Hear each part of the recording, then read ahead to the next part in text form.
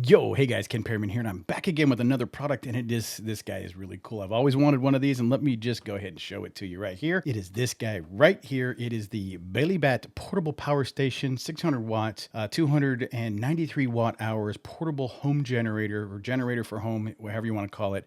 Basically quiet operations because it's running on batteries. It's great for camping, for emergency, using for the CPAP if you need to, it's survival, outdoors, all that kind of stuff. So what we have here is the device itself, the charging connection here for your AC connection, and it plugs right in here in the input side of the house. You have what's called Anderson connections. These are for if you have solar panels. You also have your output basically in your 12 volt 10 amp output, which very cool connection setup here. You also have this guy where you can use for they nickname them cigarette lighter connectors, but they're like car 12 volt connections. You have some AC connections, and then also you have your standard, and let me move this over here so you can see it better, your standard USB style connections. But what's really cool is one has a power delivery of 24 watts, which is pretty nice. But then you have another one that you can actually, which is interesting, this is an input and an output of 100 watts, meaning also that I've checked and I've actually done is you can put maybe like 60 watts here. You can put all the way up to 100 watts here, but I put a 60 watt here,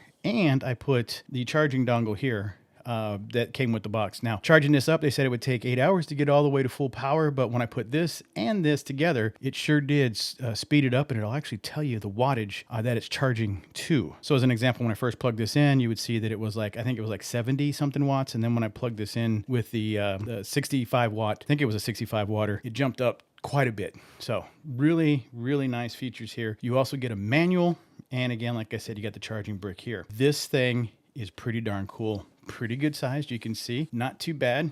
Nice little grip handle here, and I'm going to show you something I think is pretty cool. Something on a design feature that you didn't have to do, but check this out. Even in here, this handle section in here is orange to match the rest of the outline of everything else here. I know it looks a little yellowish on the camera, but this is actually an orange color. Then you have a venting area over here, and as well, you have one over here too. Now, what's this for? This is when you kick in, and you can actually see it's like a little fan right there. Yep, that's the main hub of the fan. The fan is actually, I think, the whole size of this grill right here. That's pretty cool. So the fan is basically when you kick in your AC, it will actually kick on a fan. And the reason why I know it is because I actually turned it on. So to turn on your ports, you just press the button and it'll turn on, and then you'll see a number pop up on the screen, and it'll tell you get 99 hours because, well, you have, actually it's 99, 99, 99, because if you don't use it, there's no output. It'll last theoretically forever. But you turn it off, it turns off. You turn that on, same thing, it'll turn on. Should be, I believe, 99 as well, ready to go. But it's so you can't accidentally turn this on. You press and hold for 3 seconds.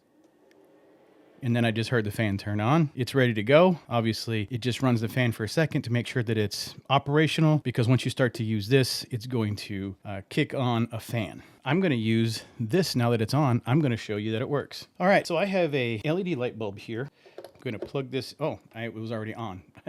So click it off, turn it on, and this bulb is using 2 watts, bouncing between 1 and 2 watts. That's pretty cool. So this bulb is using very little power. Now I am going to actually confirm that the bulb is working. So hold on a second. I'm going to say a magic word that I don't want to freak out anybody else's system.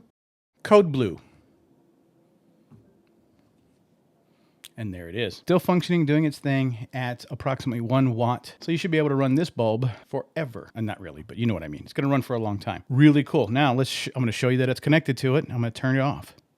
That's it. All right, so I'm going to add something in here, and I'm going to test it. This is a cable that's capable of running up to 240 watts. This says it's 100 watts. I'm going to plug this in here, turn it on, and then plug it into my phone, which I don't need the 100 watts. Super fast charging. Super fast charging 2.0. Crazy good. All right, so you can see here, actually, that light bulb is pulling a ton less wattage than my actual phone. So according to this device, my phone running at 25, 27 watts, bouncing between that, this whole device will only last about 8 to 10 hours, depending on how much wattage we're pulling. Again, my phone is currently 82%, so it's not going to be pulling a lot initially. So let's charge something else up. This guy right here, let's give it a shot. Plug this in here, and it is charging. And and it's pulling 4 watts. That's pretty cool. So this thing currently running at 4 watts will only charge at 58 hours. I also have this, which falls in the family of this guy right here. It's a charging brick also, and it's pretty nice. So we will give it a shot. Let's plug this in, and it automatically seems to turn on, pulling. All right, so it's sitting at 69% on the brick itself. It is pulling 48 watts. Wow. Now this is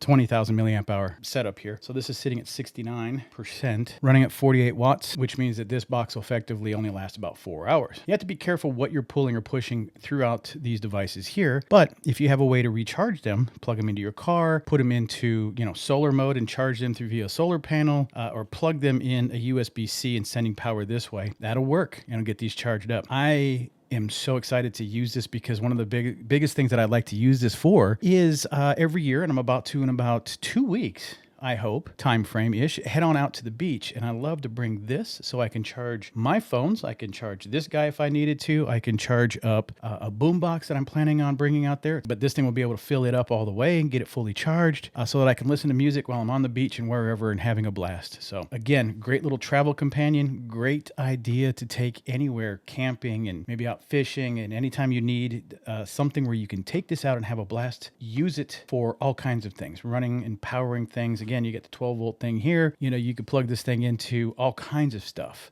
Even think, as a prime example, that you want to go ahead and set up some type of projector and watch a movie while you're out camping. You can do that because you can plug a projector either right here if it's got the regular 110, or maybe it needs the USB-C. Who knows? You got it covered. This is all going to be great and a blast. So I love this thing. I am excited to use this elsewhere and outside and for whatever purpose that I can find to use this for. This is going to be running around with me in a lot of places that I use it with. So with all that, guys, I hope this was helpful for you. I do appreciate your time, and I'm out.